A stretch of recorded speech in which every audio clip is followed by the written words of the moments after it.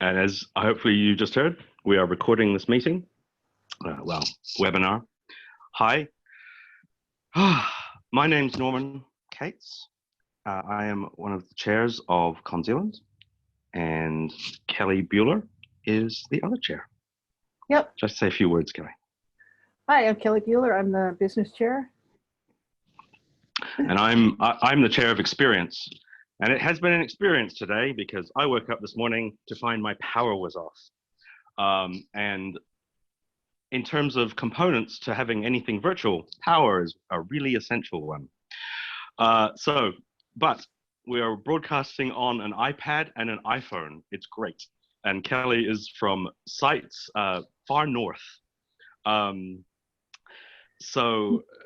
Yeah, it's an object lesson. My internet connection can be a little bit unstable because I'm out in the country. So if I freeze up, just let me know and I'll repeat what I was saying. Yep. It's not because Kelly's thinking really hard about something, although she does do that. Cool. So a little bit of background. CoNZealand, we were originally supposed to be a convention being held in Wellington for an international group of fans coming in for the World Science Fiction Convention. And then, of course, the pandemic of COVID-19 and so on. And so New Zealand has largely shut down to outsiders. This makes such an in-person convention very basically impossible for international travelers. So we made the decision a few months ago to switch to entirely virtual. And it was a hard decision, but it was one that we thought was the right thing to do. So one thing as we've gone is there were a lot of unknowns, and we've been working a lot of things out, and also been closely observing and being really admiring of other conventions and groups that have switched to virtual and made it work. And it seems to have been well received by people who are eager for a convention type event. So that's where we're heading for. We are still on our way, and our team is working incredibly hard. It's very humbling, the amount of work people are putting in to make this work, because it is difficult. Now, obviously, there's a lot of unknowns. We're still working on some things, but we wanted to talk on this panel, on this webinar. I'm still learning some of the terminology, and just answer some questions that have come in, and then hopefully get some live questions for the people who may be watching. If we don't answer these questions, if you have other questions as well. So we have some questions to be getting on with, so we'll start them off here. So what will be happening during the con in Wellington for those in the city?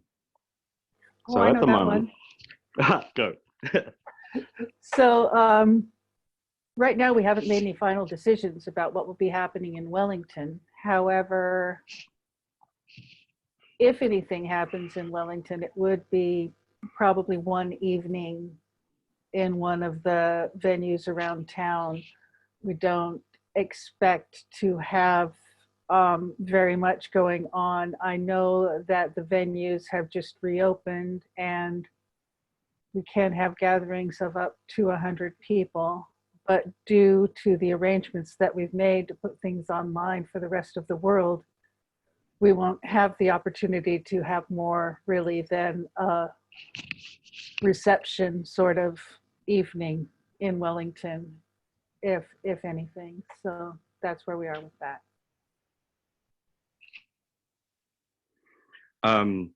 So closely related, will live events still be held? And I think currently our focus is delivering a virtual Worldcon. I think that's basically what you just said, wasn't it? Yeah, I mean, some live events, some events where possible will have live components, and we won't be doing anything like letting Hugo winners know ahead of time who has won and having them make a statement or anything like that. All of that is going to happen live. We're going to do what we can to make sure that we have the nominees available so that we can switch to them where they are and put it together that way. But you know, live event it's a difficult thing. So yes, there will be some live event, but no, it won't be everybody in one place. It will be everybody in their own places putting their feed forward into something that's happening live. The next question. Will local tours be organized for out-of-towners, e.g. WETA? At this point, no, we won't be organizing any physical tours. But assuming, again, it depends on the situation with COVID-19, but there may well be tours that you can still go on. Will Grenadine have localized timetabling? Grenadine is the timetabling and scheduling application that we use, and that is an online tool. But the answer to localized timetabling is yes. An upcoming update to Grenadine should have timetables available in your local to show in your local time zone, because one of the other complications, of course, with running a virtual event is the different time zones, of course. So, next question. When can I expect to have further information on, and more importantly, receive practice dress rehearsal dates? These are practice sessions for panel participants so that they can provide the best experience for fellow con members. Excellent question. We expect training sessions for program participants to start next weekend. We have set up our main event guide for pre-convention activities, and we'll put resources and schedules up online. And once we have the link, then please check it regularly, as updates will occur, especially in regards to training. So keep an eye on the website for that. Next question. When do you think you will have program info available to look at? Not so much a timetable, but something just to see who is still going to give talks and what suggested talks. The answer we have for that is it is a complex thing going virtual, and it's taking it longer than we would have liked to prepare the details for the CoNZealand program. And our list of confirmed participants is published on our website and is updated regularly. So it is a sad fact that, you know, we are behind where we would like to be if things had gone smoothly and we weren't in the middle of a pandemic. But we are getting things up as fast as we can. Our program team is working really hard and paddling as fast as they can. But I'm sure you appreciate the difficulties. Norman. Yes. We have a question in the Q&A about site selection and how site selection will be handled and when the ballots will be available.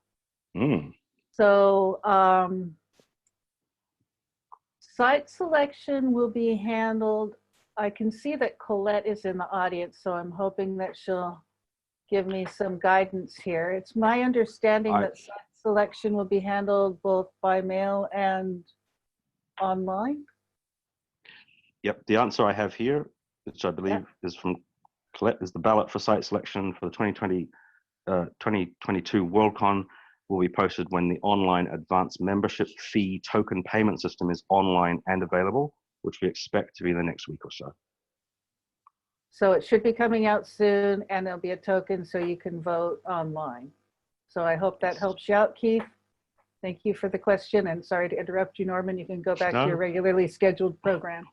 Well, since we're in the area of WSFS, how about we talk about that? So WSFS, oh, wait, just a second. Colette has let me know that scanned ballots will also be accepted. So lovely. There you go. Thank you. Sorry. No, it's all good. That is what we're here for. So when will voting for the Hugo Awards open up online? soon. I know we're saying soon a lot, sorry. And the system is being finalized now. If you wish to vote by mail, the paper ballots are available with Progress Report 3 that is on our website in the publication section of the website. All right, just closing the chat window there. And the details, what are the details for the WSWS business meeting? And we can confidently say we are finalizing the arrangements for the WSWS business meeting and expect to announce those arrangements in the next few days.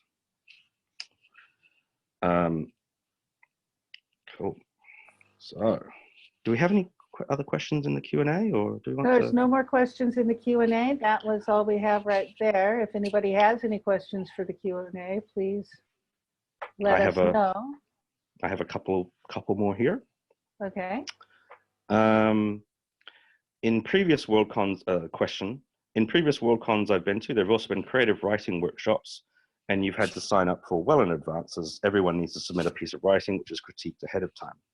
Is there going to be anything similar at this Worldcon?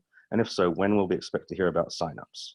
And our answer is, we aim to start releasing workshop details soon. I'm thinking maybe I'll get a card that just says soon. Real soon now? Yeah, not to be dismissive or trivial, but that's unfortunately kind of where we are right now. And it is literally because of the whole switch to virtual. And one of the difficulties is that in some ways is that because we are effectively broadcasting stuff across the internet, we are needing to just sort out how all that works in terms of rights and releases. Yeah, so I can talk to that for just a second, which is that the laws and the regulations that affect doing things on the internet are different from the laws and the regulations that affect doing things in person. And that has some knock-on effects that we hadn't recognized right at first. So where we are right now is that we are doing our full research on what the effects are of the differences in laws and regulations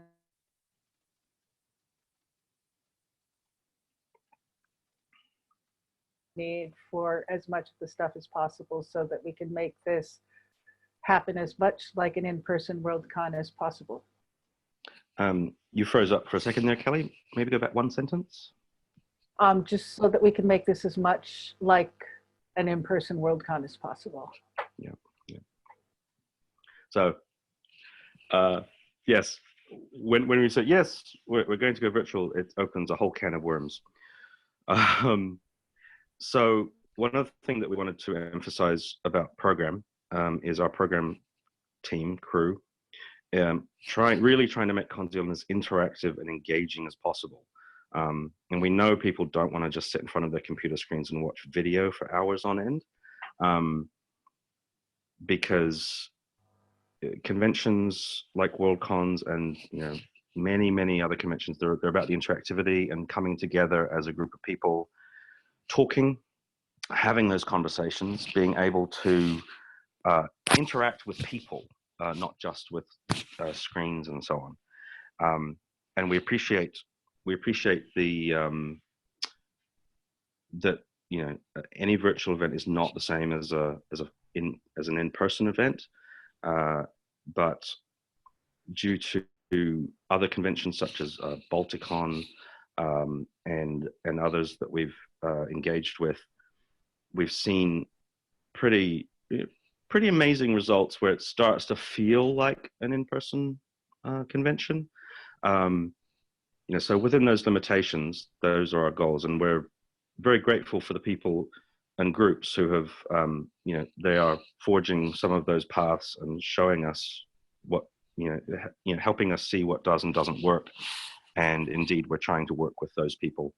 And if there's anyone out there who wants a challenge, we're up for having you on board, because one of the consequences of virtual is that you wind up needing possibly more people than you might need physically in some ways, but the main issue is sometimes the needs for technological prowess is a little bit higher. So we have a fair statement? question in the Q&A about what resources and guides will be available for telling people about the rules governing the virtual environment and for newbies and first-time con participants. So I have some answers there, which is that we have rewritten our code of conduct to update it for our online presence, and that is available to everybody. Also, Norman and I will be sending out a message probably later today that will update everybody on the some of the changes that we've had to make due to the rules.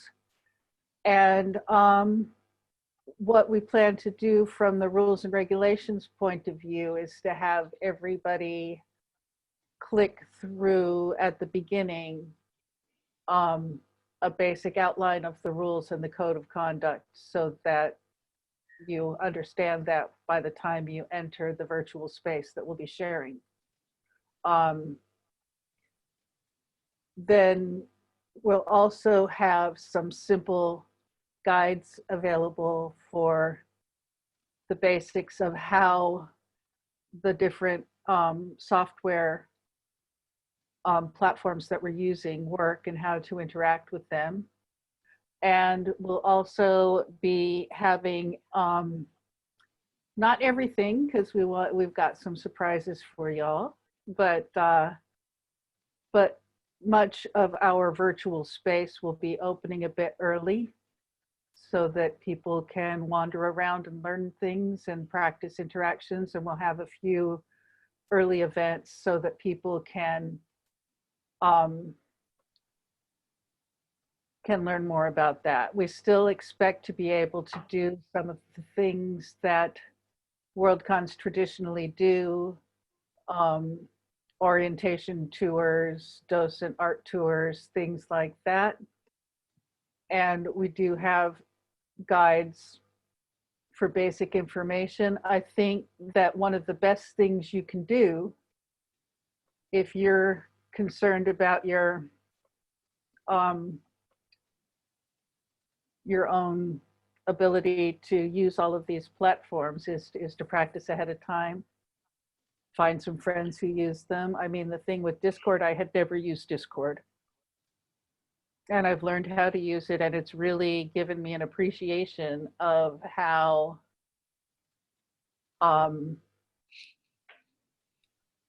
that can mimic the sort of social interaction that I love to have at a convention, that I can see that somebody is there across the hall, that I can go over there and talk to them, that we can have a conversation either publicly or privately. It does so much of this stuff that I was worried about, but it's not the same as other software I've used before. So it did have a little bit of a learning curve there. Will the panels during the Worldcon be available to watch at a later date or time if you can't watch at the time? Right, so we are going to be able to record some of the panels so that they can be played at a different time for different time zones. But we're not going to be able to do that with all of the panels. And there might be some technical hurdles in making them available on demand, so it might just be rescheduled to show again at another time. So yes, you won't have to wake up in the middle of the night at your time zone, but you still might have to schedule carefully to see what you want to see. We're going to try to make it as easy as possible to deal with the differences in time zones while still having a several hour stretch of being closed every day, which I think is important to everybody's mental health. I think that, let's see. So I think that answers. So Daniel wants to know, will there be an old style welcome to Worldcon guided tour for newbies, which for virtual Worldcons, we all are. We certainly hope to do that. And we actually hope to have over a week of some welcome to Worldcon guided things available ahead of time, so that on the first day of the Worldcon, you can feel a little bit at home, a little bit situated. One of the things that, we will be releasing some guides and helps for some of the software that will be coming out shortly to tell you, so that you can make sure that your system can cope with it. It's not, none of what we're proposing is anything that is heavily requires high-end hardware, but you'll see, and you'll have the opportunity to test it out. So there's a question about there is a lot of information online, and as best we can, we will try and point people at the bits they need to know. But yes, completely concede that it is possible to get lost in lots of details online. So do the best we can, but it will be wise to take the opportunity in the pre-con open time to play around and make sure that everything works as you expect. So Melanie says that she's heard positive feedback on how accessibility was considered at the virtual nebulas, and how they invested in closed captioning. Do we have an accessibility coordinator, and can we tell you anything about what might be available? So yes, we do have somebody who's focused on accessibility, but we're also recruiting in that area. So, but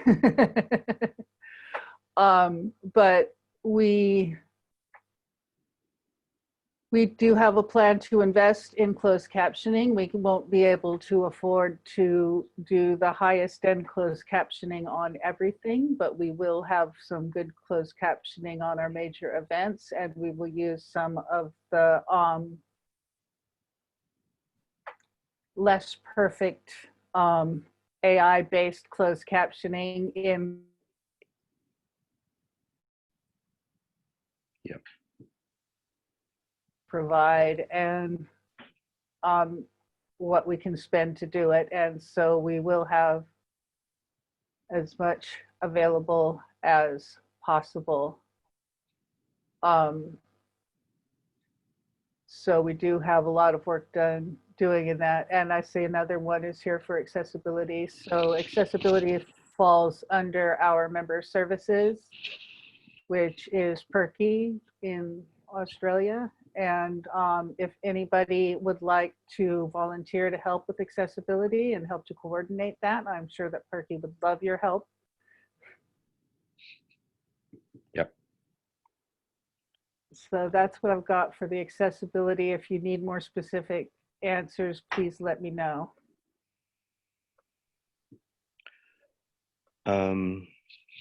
Yes. So decisions about panels being recorded from Cassie. So a lot of the decisions about the panels being recorded will be driven by the panelists being willing to be recorded. So that's having the panelists allow us to record them doing this is a privilege, and we can't assume that everybody will be willing to do that. And that would be the main driver about what we can record, is what we have the permission of the panelists to record. Yeah. It's still a bit of a technological, whether we can, how much we can, but the goal is to do as best we can with, given permission, for the purpose of time shifting. So Norman, Daniel asks, yes. Since con is virtual, can the art show be infinitely large, and will there be an online auction? Actually, I don't know don't know about the auction because there are tricks there. There are So we're problems there looking with how do we do payments and so on. right. So we're Sorry, I looking mean, into being able to do an taxation, auction. But what we need to be able to do is we need all of the artists to deal with their own transactions. So that doesn't mean that we can't run an auction. That does mean that we can't take all of the payments at the end of the auction. We'll just have people work with the artists individually. As so far as having an infinitely large art show, I certainly wish. But if you know any New Zealand artists who are interested, please come, because we want more art. I know there are some amazing New Zealand artists out there who are doing great science fiction and fantasy artwork, and I'd like to see more of it in our art show. Yep.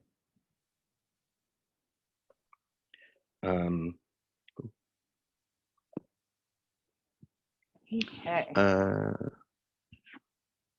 Right. So that's all of this here. So I think while we wait and see if anybody else has things to put in, I'd like to just talk for a minute about the crew of CoNZealand, which is an amazing group of people who have been so resilient and so willing to try things outside of their comfort zone and try to make things happen that are different from things we've tried before, and just to be so giving of their time and energy and amazingly talented. And just, this is a hard thing that we're doing. We are producing something in 4 months that most well-funded businesses wouldn't attempt in less than a year. And it's through the generosity and talent and general awesomeness of fandom that this is possible at all. And we are so amazed and impressed. And I believe that this is going to have an effect going forward. There is going to be some virtual component of conventions going forward after this. And we're not only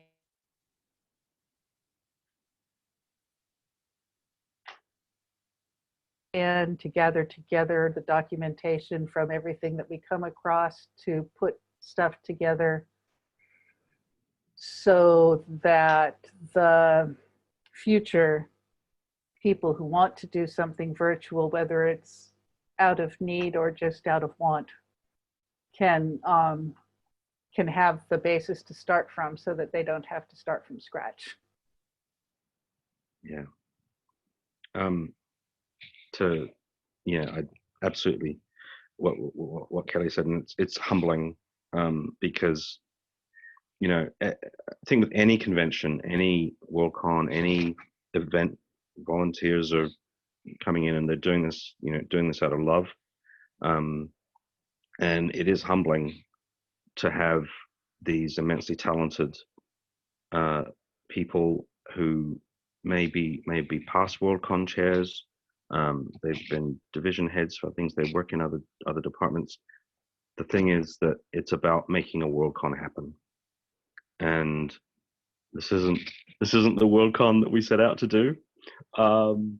But at this point in time, I don't think there's a lot of things that are not what anybody set out to do in the world, and there's genuine hardship and pain out there, and one of the things we trying to say to everyone, and this includes everyone watching as well, is just be safe, take care of yourselves, and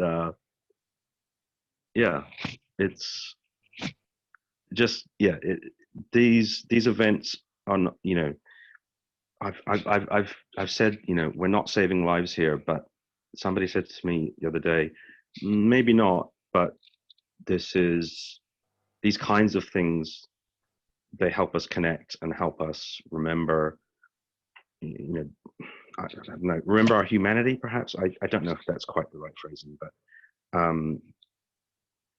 because it's one way of connecting together with each other over a topic, over subjects that we all love and enjoy. You know, some of my best experiences over the years have been at Worldcons and conventions, and you know, I think we really just hope to try and give other people a similar good experience, and hopefully the opportunity to to have fun and do something really cool. Yeah, I know for me, Worldcon is like, that's my hometown. That's where I want to go back to. That's the place where I bump into people I've known for most of my life. That's where I make my closest friends, and to be able to look forward to Worldcon happening this year means a lot to me. I mean, yes, I would like for it to be in Wellington with all of my friends coming from around the world to see where I live and to let me show them my town and the culture of my area. But we all know that that's not possible right now. And at least we get together and spend some time talking and catching up and telling silly stories and meeting some authors and things like that. So yay. Yep. So we have put our hearts on our sleeves and said, yay, this is what we're doing. I think we need to wrap it up now, partly because I hear a knock at my door now, because I think the power company's here to maybe restore my power, possibly just not quite in time. So yeah, what I might do, I'm going to turn my video and my audio off for a moment and go and answer the door. Kelly, would you like to just quickly wrap up? Yes, I'll do that. At various cons, there will be gathering places, 10 forward places. Yes. Oh, so we will have a virtual version of this. We will have gathering places. We will have a virtual bar. We're looking forward to that. We'll have other gathering places as well as incidental sorts of places where you just run into people, like